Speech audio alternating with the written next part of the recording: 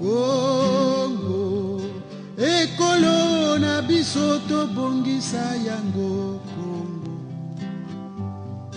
Congo, ekolo monene tobosana te. Bonsoir madame, bonsoir messieurs. Voilà aujourd'hui, jour pour jour, au Congo comme ailleurs dans le monde, le vivre ensemble est devenu, du moins redevenu, une exigence et condition primordiale pour le développement dans tous ses sens et pour le bon fonctionnement de notre société. Le cas le plus récent, c'est la 17e conférence des chefs d'État et de gouvernement des pays ayant le français comme langue à Évran du 11 au 12 octobre 2018. Il a été dit au préambule, donc justement, de cette conférence, je cite, « Le vivre ensemble, une évidence à cultiver et à partager ». Vivre ensemble, c'est une évidence et une heureuse réalité quotidienne pour le plus grand nombre. Il fait partie de notre patrimoine commun et constitue le fondement inaliénable de notre société.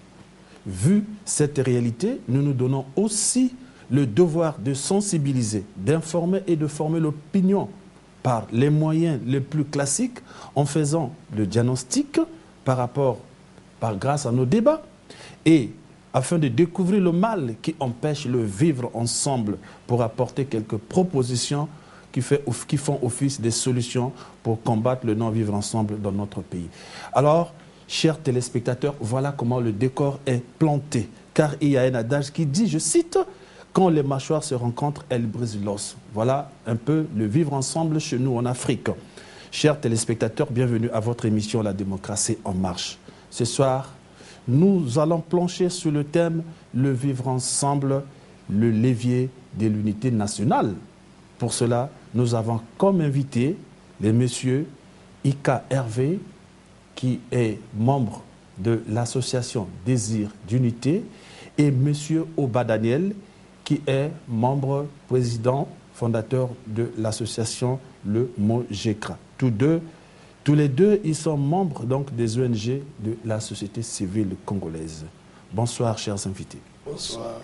Alors, pouvez-vous nous dire en une minute la genèse et la motivation de la création de vos ONG, monsieur Oba Daniel? Très bien, je pense que tout à l'heure, vous avez dit que le vivre ensemble, c'est un facteur important vraiment de cohésion sociale et de l'unité vraiment nationale. Alors, tenons donc compte de quelques failles liées vraiment à l'unité, à la régression donc du vivre ensemble. Nous avons jugé bon de réunir vraiment l'intelligentsia en place pour essayer de regarder comment, à partir d'un certain nombre de valeurs, à partir d'un certain nombre de qualités sociales, on peut donc renforcer le vivre ensemble. Donc, nous intervenons dans le cas de la promotion de la citoyenneté, du patriotisme et de la culture de paix, afin de renforcer vraiment vivement le vivre ensemble. Donc, on est né pour conscientiser, moraliser et pour susciter vraiment l'engouement pour aller vers le vivre ensemble. Et aussi former et informer le citoyen. Très bien, c'est ça, l'action sur le terrain. On est en train de former, on est en train de sensibiliser, on est en train d'informer vraiment les citoyens sur les avantages, sur ce qu'on peut faire derrière les grandes valeurs, la citoyenneté du patriotisme pour renforcer le vivre ensemble. Alors, monsieur Ika, Hervé, vous êtes membre de l'ADU. Alors, pouvez-vous nous parler un peu de l'ADU et puis les motivations ou les raisons fondamentales qui sont à l'origine de la création de votre association? Bien, merci. L'association Désir d'unité est née de la volonté de ses cofondateurs de fortifier le socle de l'unité nationale. Pourquoi dirons-nous fortifier? Parce que nous avons constaté à une époque donnée de notre pays une fissure, un repli identitaire des Congolais, une méfiance qui ne dit pas son nom. Pour ne pas dire, il y a une catégorie de citoyens qui préféraient vivre en autarcie et qui considéraient l'autre comme étant le méchant ou l'ennemi. Constatant ces déviances sociales, l'association Désir d'unité s'est fondée comme motivation de lutter contre le repli identitaire, de lutter contre le tribalisme, l'ethnocentrisme et toute autre forme de pratique sociopolitique ayant pour objectif de privilégier une catégorie sociale ou encore de mépriser une autre catégorie sociale. Car en fait, disons-le clairement, l'unité dans la diversité est une force de la République du Congo. Voilà donc, en un mot, les fondements réels qui ont amené les cofondateurs de l'association Désir d'unité de mettre en chantier cet objectif de promouvoir le vivre ensemble. D'accord. Dans mes débats, dans mes recherches, j'ai découvert quelque part, c'est à vous justement d'affirmer ou de corriger que votre association existe depuis 2012. C'est bien cela? Parfait. D'accord. Alors, vous existez depuis 2012, vous avez pris le courage de briser le mythe, celui de dénoncer le repli identitaire dans notre pays. Bravo. Sauf que vous n'êtes plus visible de nos jours. Pourquoi cette invisibilité? Mais la visibilité que vous attendez, c'est laquelle? Nous sommes une association qui a lancé un mouvement. Et d'ailleurs, le 10 juin 2012 de la même année, nous avons publié un ouvrage qui était donc le condensé de la réflexion de plusieurs penseurs venant de l'Afrique, de l'Ouest, de l'Afrique du Centre, plusieurs intelligences qui ont planché sur le vivre ensemble, son intérêt sociopolitique, son intérêt dans l'administration, son intérêt à tout milieu. Et en ce moment-là, ces intelligentsias réunis ont mis donc en chantier un leitmotiv qui était celui de promouvoir l'acceptation de l'autre. L'ouvrage est connu, d'ailleurs, je l'ai avec moi. Et à partir de cet ouvrage, on ne peut pas dire que nous nous sommes tus et nous nous sommes arrêtés. Une association vit, mais la visibilité d'une association qui est là pour promouvoir un idéal social n'est pas l'existence d'un autobus qui fera de porte en porte, de rue en rue. L'idée est lancée, nous nous réunissons selon les dispositions réglementaires de notre association pour organiser les descentes. Nous l'avons fait dans les écoles, nous l'avons fait dans les lycées, nous les avons fait dans les églises et en quelques milieux sociaux pour lesquels la citoyenneté devait connaître quelques difficultés.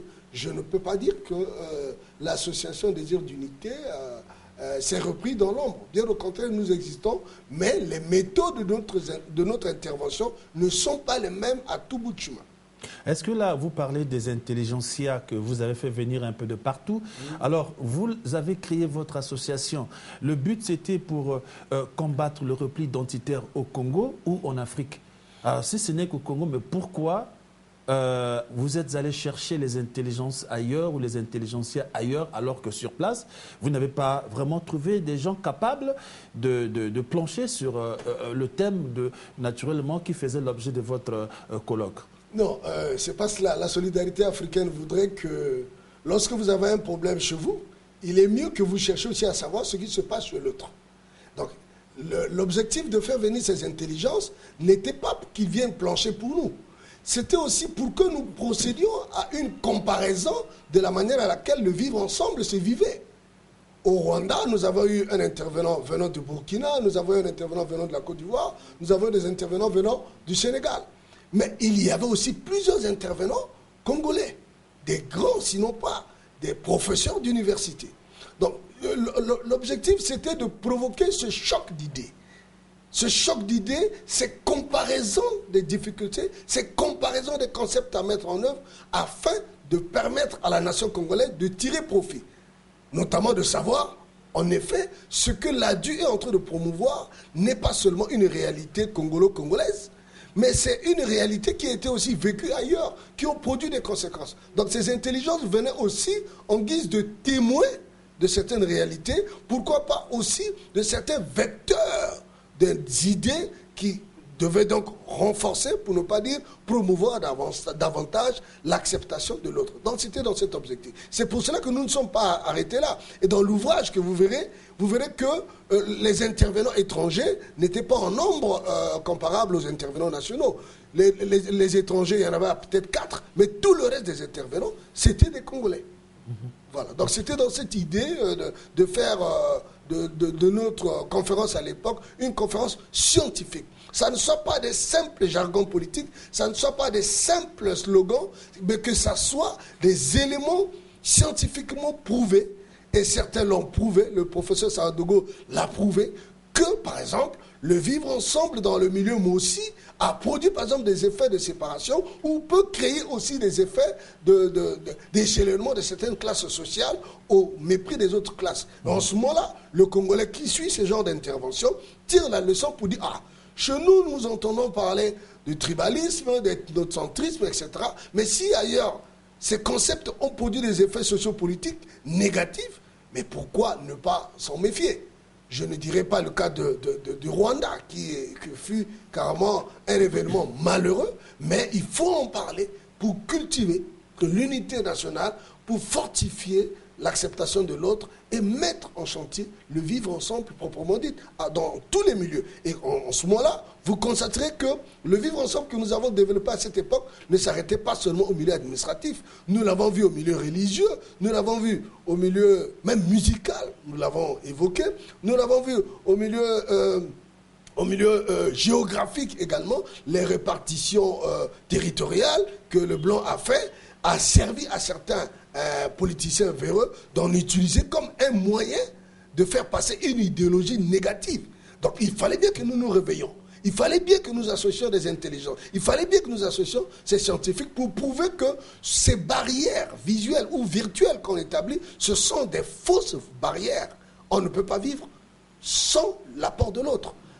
Là, je l'ai dit tout à l'heure, la diversité dans l'unité constitue une force nationale.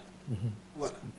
Alors, M. Oba, concrètement, comment justifiez-vous votre combat? Avez-vous constaté la crise du vivre ensemble dans le quotidien des Congolais et des Congolaises, ou parce que vous étiez victime d'un comportement semblable au repli identitaire?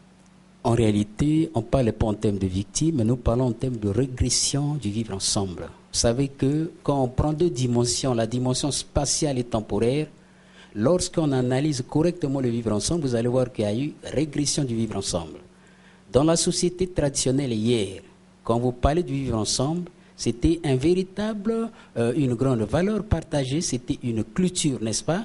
Ça veut dire qu'il y avait communauté de valeurs, il y avait communauté de problèmes, il y avait conscience locale, n'est-ce pas? Ça veut dire que, quand je dis communauté de problèmes, ça veut dire que le problème d'une personne était le problème de tout le monde dans un village. Il y avait communauté, par exemple, de repas. Là, je prends des cas terre à terre. C'est-à-dire que le soir, comme ça, tout le monde, on balait, chacun avec son assiette, on mangeait ensemble, n'est-ce pas? Il y avait communauté d'enfants dans le temps. L'enfant t'appartient quand il est dans le ventre de sa maman, n'est-ce pas? Et quand il sort, c'est l'enfant de tout le monde. Voyez-vous? Donc, il y avait des cas comme ça où vraiment, on avait du mal à distinguer X et Y. Le problème du village, c'était le problème de tout le monde. Mais de nos jours, il y a eu régression.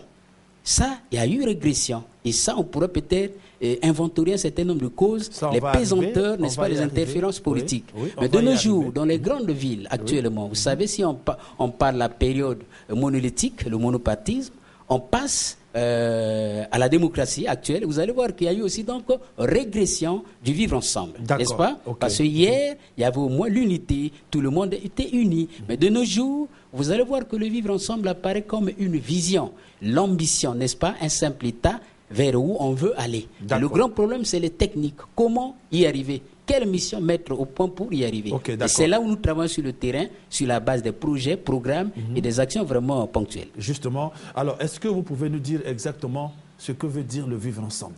Concrètement, c'est quoi? Très bien. Il faut comprendre une chose. Le vivre ensemble, ce n'est pas un tout, une donnée brute. Non. Le vivre ensemble, c'est un état d'esprit. Le vivre ensemble, c'est le sentiment de vivre en harmonie avec les autres, malgré la diversité culturelle ou sociopolitique. Donc, quand on parle du vivre ensemble, ça renvoie à l'idée de la vie communautaire. C'est pour dire qu'il y a communauté de valeurs, communauté de problèmes, conscience nationale. Donc, si on peut résumer, en termes de vivre ensemble, c'est une culture, c'est une valeur partagée, c'est un état d'esprit, c'est un facteur qui conduit donc à la cohésion sociale. C'est un facteur qui conduit à l'unité nationale. Donc, vraiment, voilà ce qu'on peut retenir en ce qui concerne le vivre ensemble. À votre avis, M. Ika, vous êtes d'accord de cette définition? Mais en effet, je partage bien l'avis de M. Oba. C'est une valeur universelle aujourd'hui, une valeur universelle qui prône carrément l'acceptation de l'autre. L'acceptation de l'autre tel qu'il est et la cohésion aujourd'hui, la cohésion n'est plus nationale.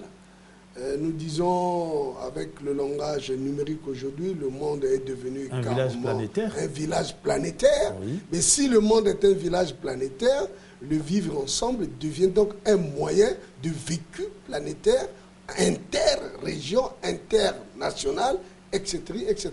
D'où, j'aime souvent résumer en termes simples, vivre ensemble, c'est accepter l'autre tel qu'il est et que l'autre t'accepte tel que tu es et que vous vivrez ensemble. Voilà. Alors, notre thème d'aujourd'hui, nous avons parlé le vivre ensemble, le levier de l'unité nationale. Justement, c'est un terme plutôt interrogatif. Alors, moi, je voulais vous poser la question, est-ce que le vivre ensemble peut-il être le levier de l'unité nationale? Monsieur Ika.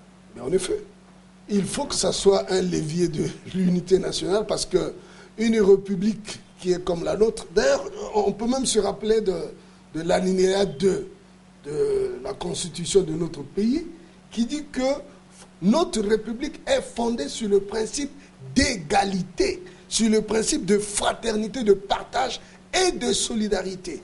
Et en ce moment-là, notre république lutte contre toute violation de droits intangibles de la personne humaine. Rien qu'à partir de la constitution de notre pays, nous constatons déjà que c'est une valeur qui doit fonder une république. Une république qui n'est pas fondée sur la solidarité, ni sur les partages, ça ne sera plus une république. Sinon, pourquoi vivre ensemble? Ça ne sert pas. La preuve, dans notre gouvernement, nous avons un ministère qui s'occupe exclusivement de la solidarité.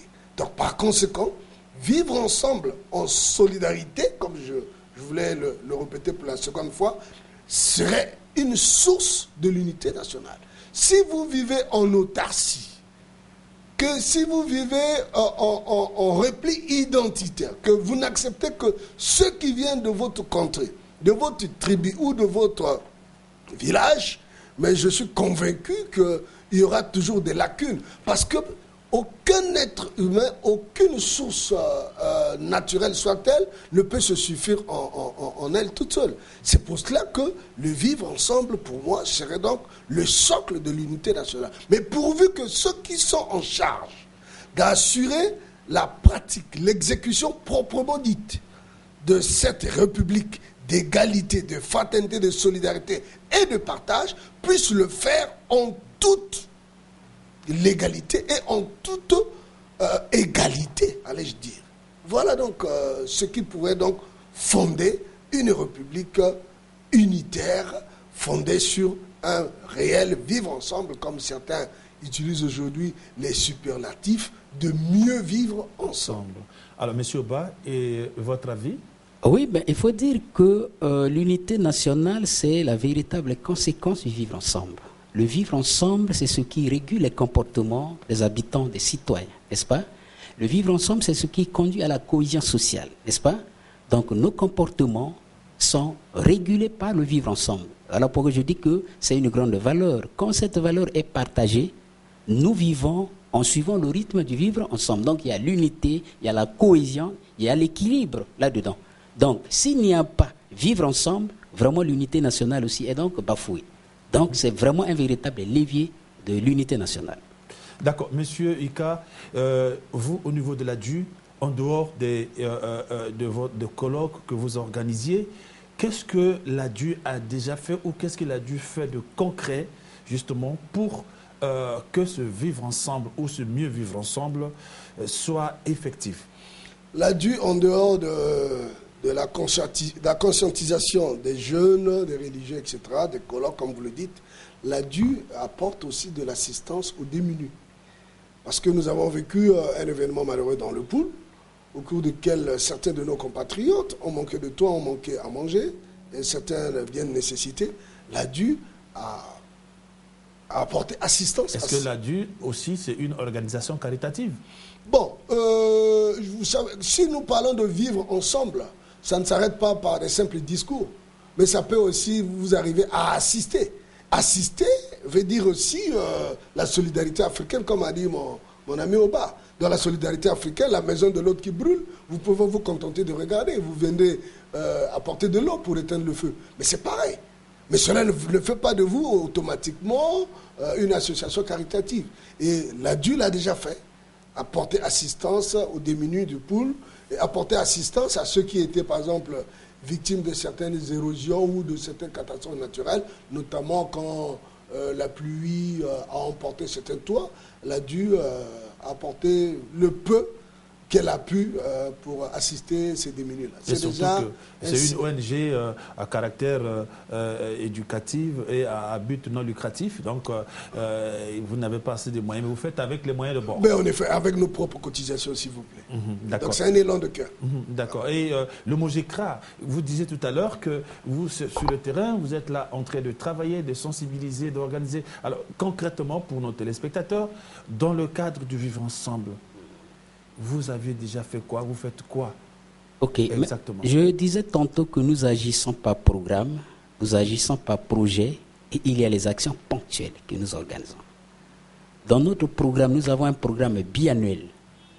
Et dans le programme, il est donc inscrit l'organisation donc des ateliers d'échange, n'est-ce pas, des réunions d'échange avec les élèves, avec les jeunes organisés, n'est-ce pas, c'est-à-dire dans les associations, les mutuelles, les FIMER en formation. Voilà pourquoi on bouge au nord, au sud, à l'est, à l'ouest, n'est-ce pas, pour essayer d'organiser des échanges sur les valeurs citoyennes. Quand vous dites de l'ouest à l'est, du nord au sud, qu'est-ce que ça veut dire exactement? Très bien, ça dit que là, par exemple, on était au plateau, la cuvette, on est allé jusqu'à Pointe-Noire, dans les écoles, on rentre dans les écoles, dans les centres de formation des jeunes, avec les associations, n'est-ce pas, les mutuelles, n'est-ce pas, on partage, on échange autour des grandes valeurs citoyennes, des grandes valeurs patriotiques, des grandes valeurs de la République. On le dit, c'est-à-dire que les grandes valeurs du vivre ensemble, les qualités sociales du vivre ensemble, les vertus morales du vivre ensemble, on échange avec ça. C'est dans le cadre de notre programme. C'est arrêté comme ça, on est dans les écoles privées, on fait ce travail. Nous avons les projets, ça veut dire qu'on sollicite des financements auprès vraiment des donateurs, de bailleurs. Voilà. Tout ce pèlerinage que vous faites du nord au sud, de l'ouest à l'est du Congo, alors comment faites-vous pour financer toutes ces activités? Bien, les activités en majorité à 90%, c'est des fonds propres. Vraiment, c'est avec nos maigres moyens, nos petits moyens que nous organisons vraiment ces activités. Bien qu'il y a des personnes de bonne volonté qui peuvent appuyer, mais à 90% c'est nous propres, avec notre propre effort. Mais entre-temps, il y a des projets, c'est-à-dire qu'on mobilise un peu des fonds auprès des bailleurs, des donateurs pour essayer d'appuyer, par exemple, les organisations de base. Regardez un peu ce qui se passe à Talangaï. Et nous avons vraiment sollicité un fonds auprès de l'Union européenne, l'Agence française de développement, via le GRET, pour mettre en place un cadre de concertation au niveau de Talangaï, pour étudier un peu les questions liées à l'incivisme, n'est-ce pas, à Talangaï, et comment résoudre le problème. Et là, nous avons déjà créé donc ce cadre de concertation. Nous avons arraché un autre financement pour appuyer, accompagner, augmenter un peu l'offre d'encadrement, n'est-ce pas, des associations et des services, l'État, n'est-ce pas, qui travaillent avec les jeunes. Et sincèrement, on a donné donc des formations. Il y a même une brochure, la toute dernière brochure que nous avons donc produite. Ça vraiment avec l'appui vraiment de l'Union européenne et l'Agence française de développement. C'est une référence d'appui à l'éducation civique, morale, d'appui à la promotion de la citoyenneté, du patriotisme et de la culture de paix. Ça vraiment, nous formons. Donc l'action peut être directe avec les jeunes ou indirecte. Vous permettez votre livre? Oui, ça vraiment, à la fin, je sais que les amis de l'association pourront donc prendre donc cette brochure. Donc à nos téléspectateurs de bien regarder ce livre. Voilà. Le titre, c'est ce mouvement des jeunes congolais pour la réflexion et l'analyse, donc le MOGECRA, guide pour la promotion des pratiques citoyennes et patriotiques. Donc voilà. c'est ça. Mais pour ne pas être injuste, parce que tout à l'heure, M. Ika nous a parlé aussi de leur livre, le livre donc de l'ADU, que je n'ai pas eu le bon sens, mais c'est pas grave, mieux vaut tard que jamais. Donc l'ADU aussi, vivre ensemble, quelle perspective au Congo. Donc c'est aussi ce livre que les citoyens peuvent s'en procurer certainement. Tout à l'heure, ils vont devoir nous dire si c'est juste des livres privés ou c'est aussi à la portée justement de tout le monde. Alors, donc, on revient avec M. Obada. Oui, le dernier volet, je voulais donc parler de les actions ponctuelles. Oui. Vous savez ce que nous faisons quand dans une localité, il y a des conflits qui s'annoncent, par exemple, entre les autorités et la population à la base. Nous, on écrit aux autorités pour descendre sur le terrain.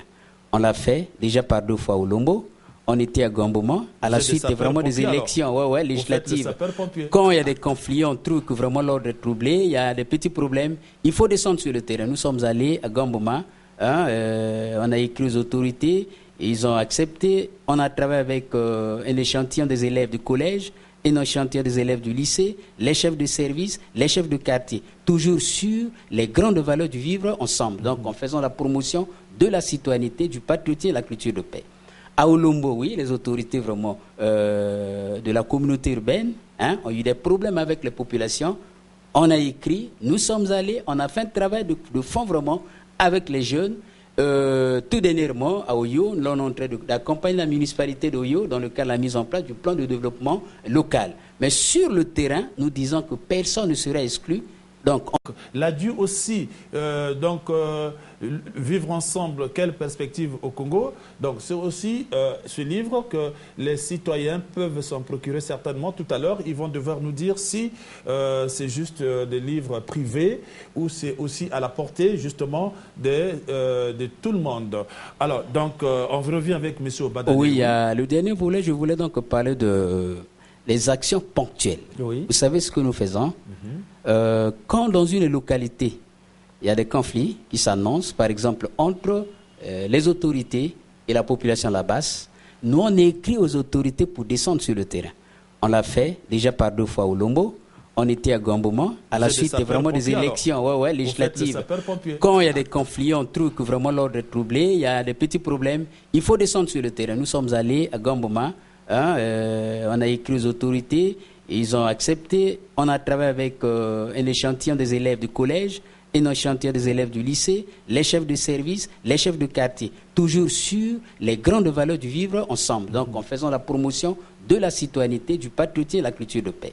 À Olombo, oui, les autorités vraiment de la communauté urbaine ont eu des problèmes avec les populations.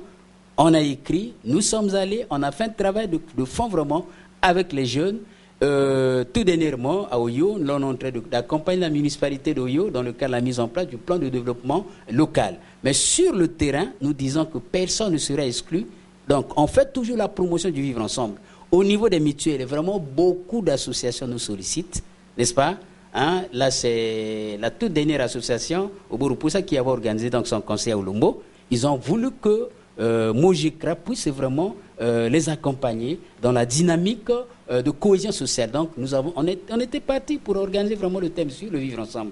Club des amis de Neto, c'est la toute dernière qu'on est en train d'accompagner. Donc, il y a des mutuelles qui nous invitent et on les accompagne. Donc, ça sont les actions ponctuelles en cas de crise.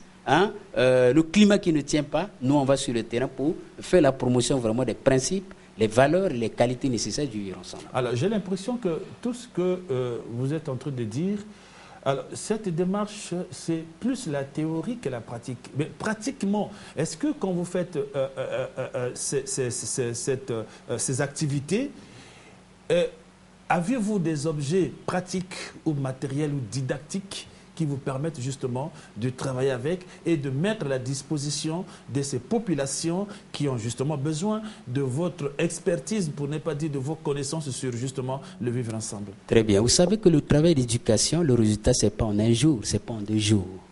Quand vous optez pour la sensibilisation, quand vous optez pour l'éducation des populations, mais le résultat, ce n'est pas en 1 jour, ce n'est pas en 2 jours. N'est-ce pas? Et ça, c'est dans notre vision. On parle aujourd'hui. Demain, on va parler. Le mal, c'est que s'il y avait au moins 10 associations, 20 associations, 40 associations à Brazzaville, parce que dans le cas de la gouvernance locale, dans le cas de la gouvernance nationale, les pouvoirs publics seuls ne peuvent rien. Il faut le concours des organisations de la société civile. Mais un seul doigt ne peut pas laver toute la face. Même ce qu'on est en train de faire avec les autres, ce n'est pas suffisant. Il faut au moins une 40aine d'associations pour faire le même travail pour qu'il y ait impact. Donc, tout ce que vous dites, le matériel didactique, oui.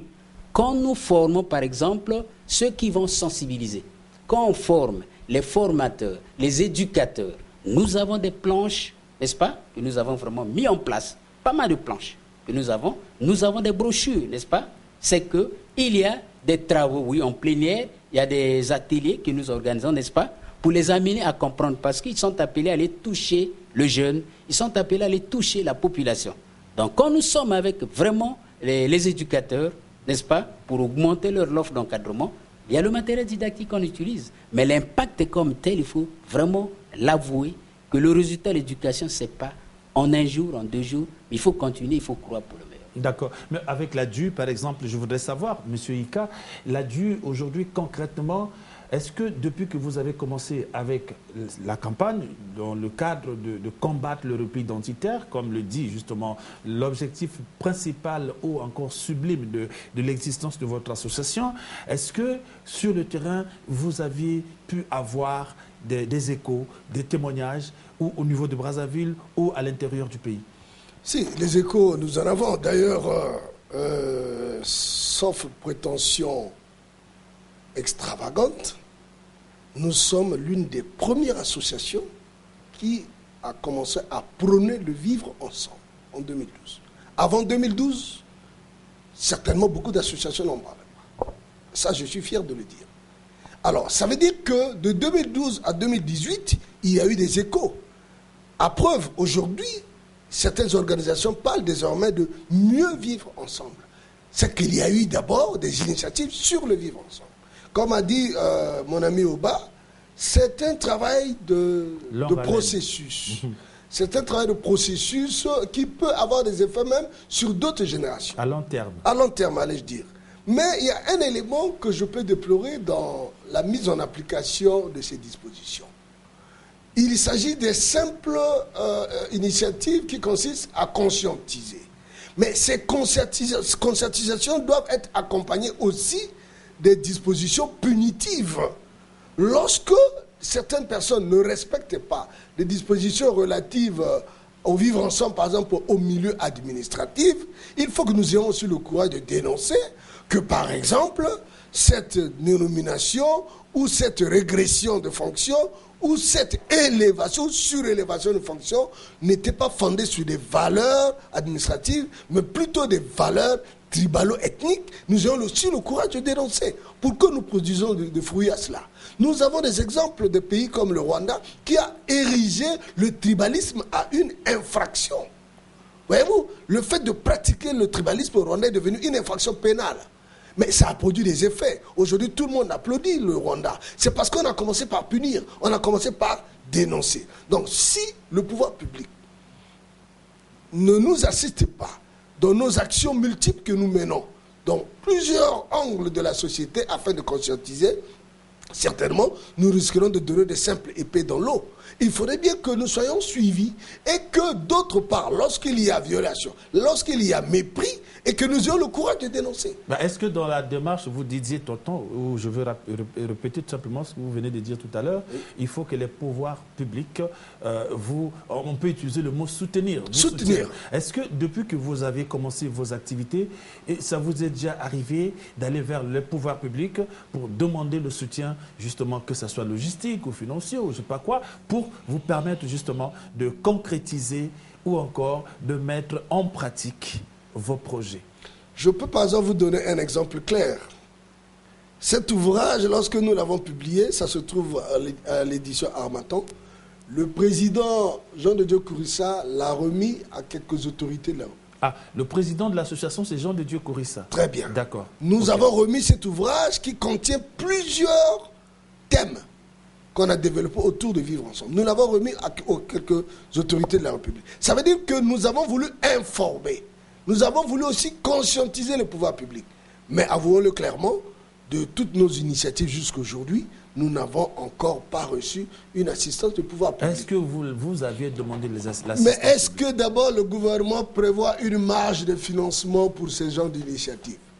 Je ne crois pas du tout. Quand vous lisez le budget de l'État, même lorsque le ministère de la Solidarité prévoit son budget, dans l'exécution, est-ce qu'ils font recours souvent à ces associations qui sont en train de promouvoir le vivre ensemble? Dites, mais voilà, mais vous êtes spécialisé dans tel domaine, nous avons un problème de conflit ethnique dans telle localité, est-ce que telle association, par exemple celle de M.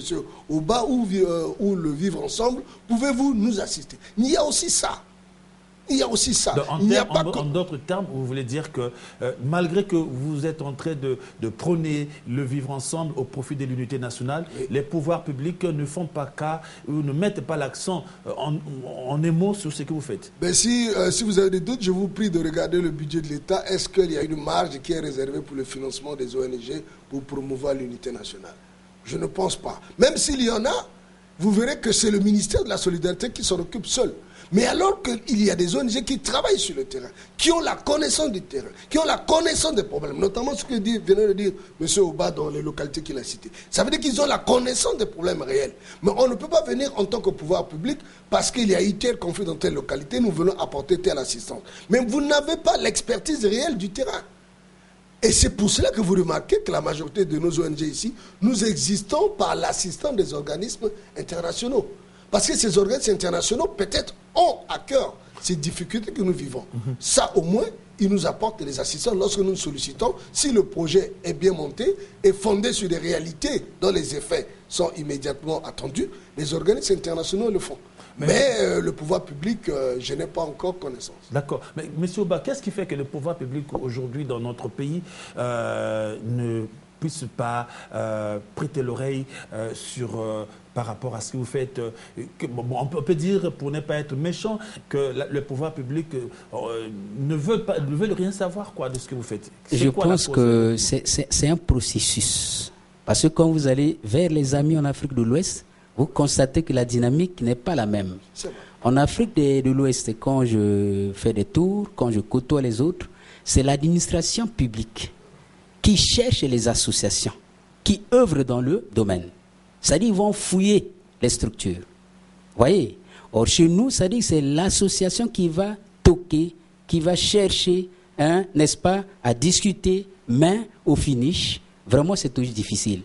Vous voyez, quand vous revient toujours avec la corbeille vide. Très bien. Vous voyez les aspects, je l'ai toujours dit, les questions liées à la sensibilisation, à la vulgarisation, à l'éducation des populations. Ce n'est pas l'affaire de l'administration publique. S'ils disent ça, ça c'est du mensonge. Voyez-vous, ça c'est l'affaire des organisations de la société civile. Maintenant, qu'est-ce qui se passe? S'il y a une ligne budgétaire, vulgarisation des tests, dans le grand budget national, c'est l'argent qui devait servir aux organisations de la société civile. Tout ce que l'État pouvait faire, c'est-à-dire les services étatiques, c'est signer l'accord ou le protocole d'accord avec l'association qui doit aller faire ce travail-là. Parce que les ONG sont habitués à travailler avec les communautés de base, avec les mutuelles, avec les populations. Ils utilisent les langues simples, le langage simple. Et donc, eux, ils savent comment vulgariser le test. Ce n'est pas les 4 agents ou les 3 agents d'un service à la base qui vont faire ce travail. Donc là, je me dis que c'est un processus, on n'a pas encore compris. Dans le cas de la gouvernance, sincèrement, j'insiste sur ça. Il y a 3 piliers qui gouvernent le monde. Il y a le pouvoir public, il y a les organisations de société civile, il y a le secteur privé. On ne doit pas exclure quelqu'un. Donc, sincèrement, moi je trouve qu'on est un peu en retard. Il faut que les structures étatiques se réveillent, que chacune des administrations essaie un peu d'inventorier, de regarder, de fouiller, de chercher les associations qui œuvrent dans son champ d'action. Mais le problème, ce n'est pas créer une association, parce qu'on a vu, les gens se réveillent un matin, puis on a besoin pas l'association, alors vous créez pour essayer de compenser vraiment ce vide. Non, il y a les structures, il y a vraiment des structures qui sont sur le terrain, qui ne sont peut-être pas trop visibles, mais qui travaillent à la base. Je pense que on est en train de parler dans le cadre de la promotion de la citoyenneté, du patriotisme et la culture de paix. Je ne sais pas si on pourra avoir 5 associations au Congo, mais il y en a quand même, les ONG qui font un grand travail, mais c'est l'impact, comme je vous disais, vraiment un seul doigt, ce n'est pas facile. Mais on va arriver, on croit, pour le meilleur. Alors, tout mode de vie dans une société, dans une communauté, a toujours ses principes, ses valeurs, et voire même les qualités sociales. Le vivre ensemble a-t-il des principes? Le vivre ensemble a-t-il des valeurs? Et le vivre ensemble a-t-il des qualités sociales d'après vous? Ça ne peut pas manquer. Alors, sans valeur, sans valeur. Ce qui concerne d'abord, par exemple, le cas des principes. Très bien. Mais les principes de base du vivre ensemble, j'ai toujours pris 2 principes essentiels. La citoyenneté et le patriotisme. 2 principes essentiels. N'est-ce pas? Et là-dedans, on décortique maintenant les grandes valeurs du vivre ensemble, telles que la civilité. C'est une valeur. Si elle n'est pas partagée, c'est un chaos. telles que le civisme, c'est vraiment une grande valeur du vivre ensemble. Si elle n'est pas partagée, c'est grave. Telles que la solidarité, n'est-ce pas? Tout à l'heure, on a fait état de la solidarité. C'est une grande valeur, telle que la tolérance, à la fois qualité sociale, mais une grande valeur, telle que la justice, n'est-ce pas? Telle que l'inclusion, c'est une grande valeur, la justice, l'inclusion, n'est-ce pas? Hein? Ça, vraiment, il y a des grandes valeurs, n'est-ce pas? Qu'on doit vraiment, la compassion, n'est-ce pas? Le regard positif sur l'autre, n'est-ce pas? La coopération, autant de grandes valeurs que nous devons vraiment mettre au centre, qu'on doit partager pour arriver au vivre ensemble. Sinon, c'est rien. Mais il y a des qualités sociales. Ça veut dire que chaque citoyen doit donc développer. Par exemple, le sens de l'amour, n'est-ce pas? Le sens de la solidarité, n'est-ce pas? Le sens du parole. Vous savez que la parole blesse, n'est-ce pas? Le sens du dialogue constructif, n'est-ce pas? Le sens de la compassion, n'est-ce pas? Le sens de la tolérance. Il y a beaucoup de qualités sociales, sans oublier ce que j'appelle moi les vertus morales du vivre ensemble. L'honneur, le sens de l'honneur. Pour des questions de dignité, je dois éviter de minimiser mon pays. Je dois éviter de minimiser mon semblable. Parce que c'est là où le débat, on n'a pas le temps d'aborder les aspects sur le patriotisme politique, économique, social, culturel. Vous voyez que si on est patriote, socialement parlant, on ne peut pas dénigrer son semblable, le Congolais. On préfère dénigrer l'autre, de l'autre pays, et non le Congolais. Si on est patriote au plan économique, sincèrement, on se dit patriote, on préfère consommer Congolais, n'est-ce pas? D'abord, Congolais. Et on fait la promotion de la production du Congo. Donc, on n'a pas le temps de rentrer là-dedans. Je pense que il y a beaucoup de valeurs à partager, il y a beaucoup de qualités sociales qu'il faut développer et promouvoir, et il y a beaucoup de vertus donc morales qui conduisent vraiment, qu'on peut appeler les vertus, les qualités, les valeurs du vivre ensemble. Voilà à peu près les quelques qualités, quelques valeurs et quelques principes qu'on peut citer qui sont liés donc au vivre ensemble. Monsieur Ika. Je m'attarderai juste sur 4 valeurs qui sont tirées de la Constitution du 25 octobre 2015.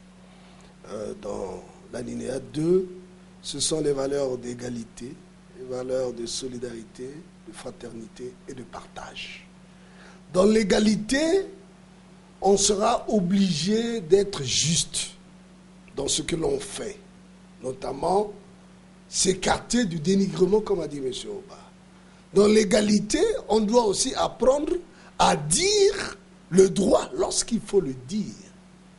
Dans la fraternité, on devait aussi être sensible à ce qui arrive à l'autre. Peut-être que demain, ça sera votre tour. Dans la solidarité, on doit aussi s'empêcher de rester silencieux lorsque une catégorie de la population est en difficulté. Et enfin, nous disons le partage. Et il faut qu'il y ait équité dans le partage. Qu'est-ce qui crée le repli identitaire? C'est l'égoïsme. Qu'est-ce qui crée souvent la peur de l'autre? Mais ce sont des partages inégaux. Le partage fait partie des valeurs constitutionnelles, s'il vous plaît. Mais est-ce qu'en réalité, au Congo, le partage s'effectue? Je ne pense pas que ça devait s'effectuer comme nous l'avons voulu, comme étant une valeur qui fonde les principes fondamentaux de notre République. Ah, madame, si ce n'est pas les valeurs, si cette valeur n'est pas vraiment partagée comme ou encore n'est pas vécue, alors c'est à qui la faute exactement, d'après vous?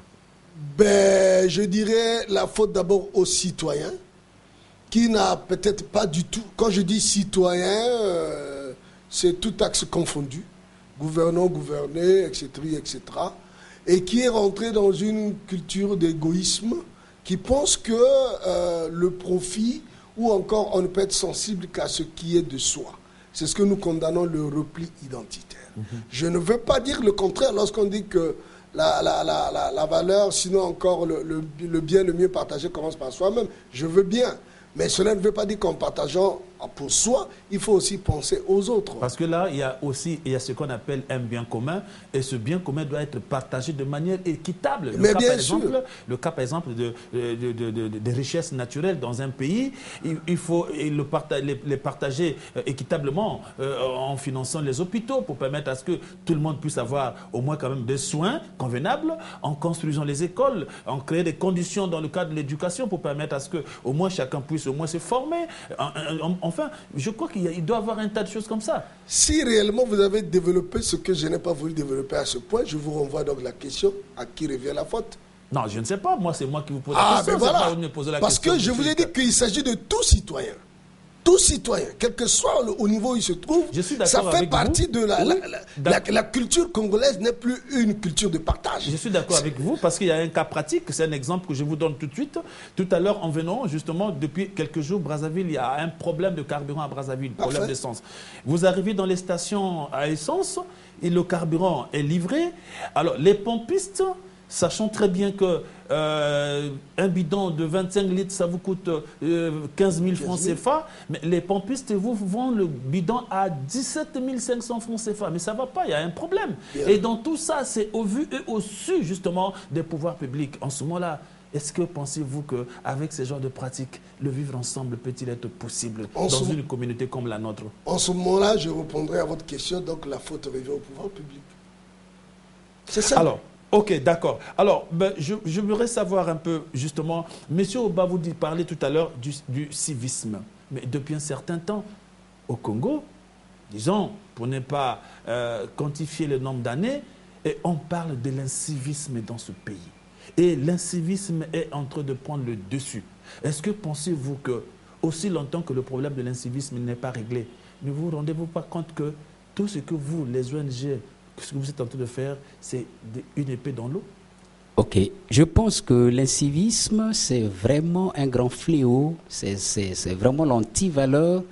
Tout à l'heure, on pourrait peut-être décortiquer quelques antivaleurs qui ne favorisent pas le vivre ensemble. Parce que dans le civisme, vous voyez qu'il y a les aspects liés au respect de lois et règlements de la République. Vous voyez, hier, nous, dans la société traditionnelle, en tant qu'anthropologue, il y avait des rites, il y avait des mythes qui renforçaient le vivre ensemble. Or, dans la société dite moderne, l'actuelle, ce sont les valeurs républicaines qui devaient peser, n'est-ce pas, sur les consciences des gens. Ça veut dire le respect des lois et règlements de la République qui devaient donc réguler les comportements vraiment des citoyens. Mais quand les lois ne sont pas respectées, vraiment c'est un chaos, c'est un grand chaos. Ça, c'est de 1. De 2, le bien public. Ça intègre aussi vraiment les aspects liés à l'incivisme. Quand le bien public, très bien, n'est pas respecté, c'est un chaos. On va dans l'incivisme, on tombe dans le sale coup, l'incivisme. Le respect des institutions, des autorités, des symboles de la République. Vous voyez, je dis que le civisme, c'est une grande valeur qui conduit vraiment au vivre ensemble, qui est très, très, très, très nécessaire. Mais tout ce que nous faisons, nous, c'est sensibiliser, nous, c'est rappeler les gens sur les biens-fondés de la chose, n'est-ce pas? Nous, c'est éduquer. C'est ce que je disais, le résultat, ce n'est pas l'immédiat, n'est-ce pas? Nous faisons le travail, mais tout ce que j'ai toujours déploré, c'est le fait qu'on n'a pas un appui financier nécessaire, n'est-ce pas? Et un seul doigt ne peut pas laver la face. Donc, on a besoin d'autres associations pour faire ce travail. Donc, quand il y a l'incivisme, sincèrement, même le vivre ensemble qu'on est en train de parler là, ça serait difficile. Puisque c'est ce que nous vivons depuis un certain temps dans notre pays. Alors, d'après vous, la manière de vivre des Congolais d'hier et aujourd'hui est-elle différente? Oui, mais si c'est rattaché à l'aspect lié au vivre ensemble, je l'ai toujours dit, si on prend la dimension temporaire, n'est-ce pas?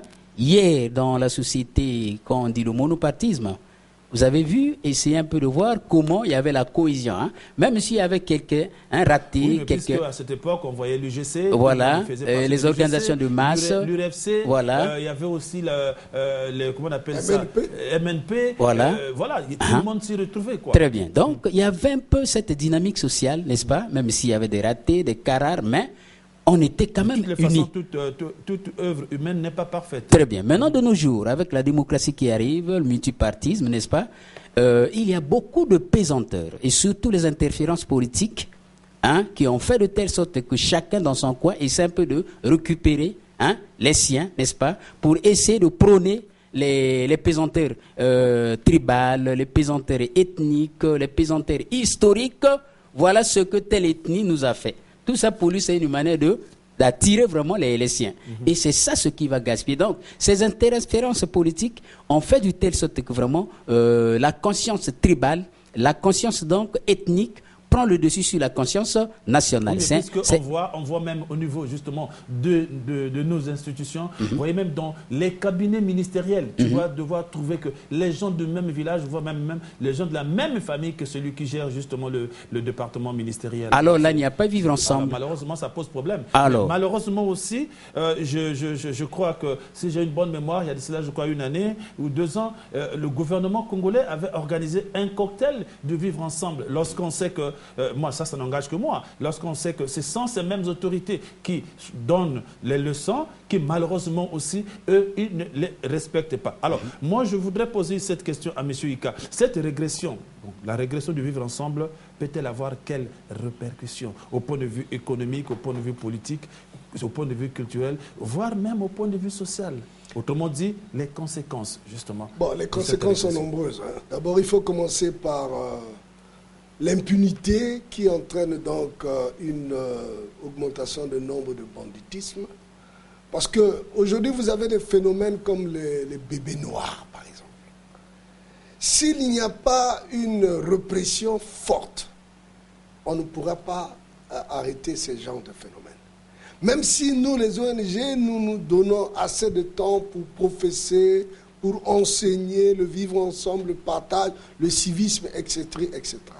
Donc la première, pour moi, la première disposition, il faut commencer par punir. Mais il n'y a pas que la punition. Il y a certaines dispositions, vous l'avez dit tout à l'heure, que dans certains cabinets ministériels, vous trouverez que le frère, le neveu, la tante, la nièce, etc. Mais vous savez pourquoi? Parce qu'aucune loi l'interdit. Okay. Aucune loi l'interdit. Par conséquent, je veux maintenant interpeller l'attention de nos gouvernants. Il faut que nous arrivions à prendre des initiatives comme on a fait par exemple au Rwanda. Il faut que nous ayons une loi qui protège le genre. Nous ayons aussi une loi qui interdit certaines pratiques tribalistes au milieu administratif. Souvenez-vous dernièrement, le gouvernement a cité quelques noms de quelques personnes qui, aux heures du travail, se trouvaient au lieu récréatif. Mais cela ne veut pas dire que c'est nouveau, ça existait. Mais pourquoi on en est réveillé maintenant? Mais c'est aussi un cas civique. Oui, mais le gouvernement s'attarde que justement sur ce genre de cas qui peut-être peuvent peser légèrement sur l'économie du pays. Mais il y a des fonctionnaires congolais qui sont à l'extérieur, qui ne travaillent plus, mais les salaires passent. Mais les évasions fiscales. Malheureusement. Alors, M. Oba, vous êtes de la société civile, en tant que l'ADU, effectivement. Quelles sont des approches que vous pouvez justement apporter pour réinstaurer le vivre ensemble au Congo? Autrement dit, quelles sont les perspectives pour la réinstauration du vivre ensemble? Avant de répondre donc aux approches, écoutez, il y avait des aspects liés aux conséquences. Oui. Il faut que les gens notent que s'il n'y a pas vraiment le vivre ensemble, les conséquences sont donc énormes. Il y a régression de l'unité nationale. Il y a régression de la sécurité sociale. Il y a régression du progrès social. Il y a régression au plan du développement du pays. Ça, vraiment, c'est ce qu'on va enregistrer sur tous les plans. Maintenant, les approches. Très bien. Moi, je prends trois approches rapidement, que nous pouvons mettre en œuvre pour réaliser notre vision. Je disais que le vivre ensemble, actuellement, c'est une vision. La première approche, c'est lié à l'éducation. C'est-à-dire que l'enseignement, n'est-ce pas, depuis le bas âge, il faut le faire au niveau des écoles, revenir sur les principes, les valeurs, n'est-ce pas, de la citoyenneté, patriotisme, culture de paix, il faut le faire à l'école, à l'église, n'est-ce pas, au niveau des familles. Ça, c'est un élément, une approche éducationnelle. Deuxième approche, c'est l'approche promotionnelle.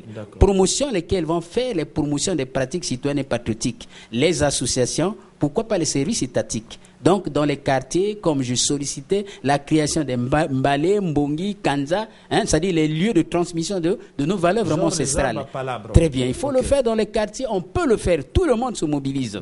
Donc, il y a l'aspect promotionnel. Troisième élément, c'est lié au développement personnel. Ça veut dire que amener les citoyens par tous les moyens à développer ce que j'ai appelé les qualités sociales et les vertus morales, le sens de la parole, le sens de l'engagement, le sens de l'amour, le sens de la tolérance, n'est-ce pas, le sens de la justice, le sens de la confiance, le sens de la compassion, le sens de la coopération, le sens, tout ça, il faut le faire pour que chacun vraiment intègre ses qualités, n'est-ce pas, partage, développe ses qualités. Et avec ces 3 approches, je suis sûr qu'on pourra quand même faire un effort pour accéder dans le vivre ensemble. Quand même. Alors, Monsieur Ika, vous en avez pour 30 secondes rapidement parce que nous sommes pratiquement arrivés à la fin justement de notre émission, mais il va falloir que l'ADU aussi puisse nous dire quelques approches justement pour qui peuvent permettre au moins ou encore réinstaurer le vivre ensemble dans notre pays.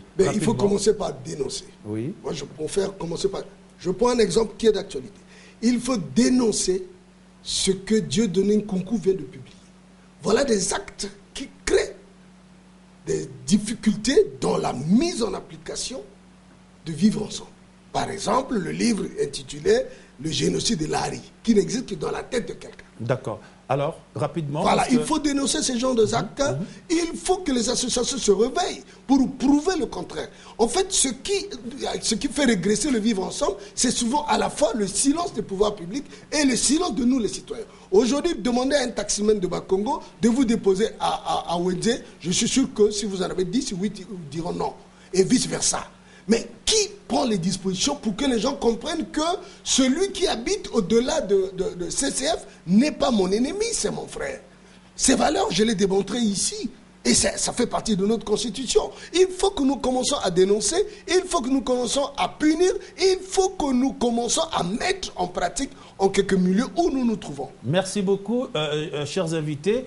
On n'a pas le choix parce que vous savez, la télévision, c'est aussi l'heure. Il faut respecter. Donc, ici, nous mettons fin donc, à notre émission. Merci à vous, chers invités, pour avoir disposé de votre temps pour ce programme. Merci à tous ceux qui ont suivi cette émission. Merci à toute l'équipe technique qui a permis la réalisation pratique de cette émission. À nous revoir pour le prochain numéro. Portez-vous bien et bonne suite de programme avec Équateur Télévision. Au revoir.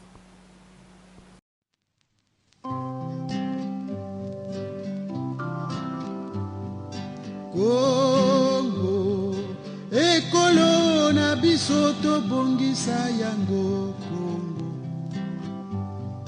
Congo ekolo monene tobosana